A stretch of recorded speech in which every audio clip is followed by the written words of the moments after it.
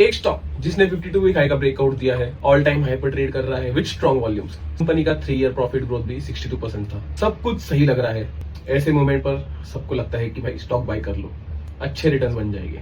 But फिर भी हमने 166 पर इस स्टॉक को बाय नहीं किया। अगर कोई चार्ट और ग्रोथ दिखता तो ये एक परफेक्ट मल्टीबैगर सेटअप था। बट इसके बाद हमने एक सिंपल सी चीज चेक की, जो है वैल्यूएशंस, एंड वहीं पर पूरा गेम चेंज हो गया। स्टॉक उस टाइम पर ट्रेड कर रहा था at the PE of 61 times, जबकि सिमिलर ग्रोथ कंपनीज का पीई अराउंड 35 चल रहा था। मतलब कंपनी तो अच्छी थी, ग्रोथ भी अच्छी थी, बट प्राइस काफी ज्यादा था।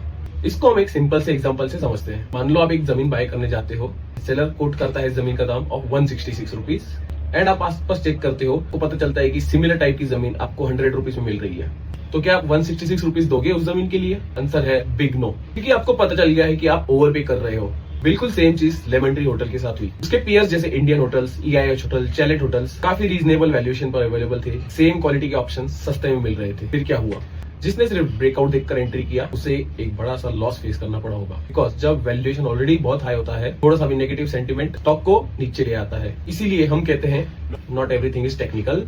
Charts can be green, breakout भी तगड़ा हो सकता है, बट अगर वैल्यूएशन गलत है तो रिस्क बहुत हाई होता है। कभी कभी बेस्ट डिसीजन ये होता है कि आप एक अच्छे स्टॉक को भी स्किप करो अगर आपको प्राइस सही नहीं मिल रहा है तो। एक सिंपल से एनालिसिस ने हमें एक बड़े से लॉस से बचा लिया। अगर आपको भी ऐसे गलत इन्वेस्टमेंट से बचना है तो फॉलो कीजिए स्टॉक कुंडली।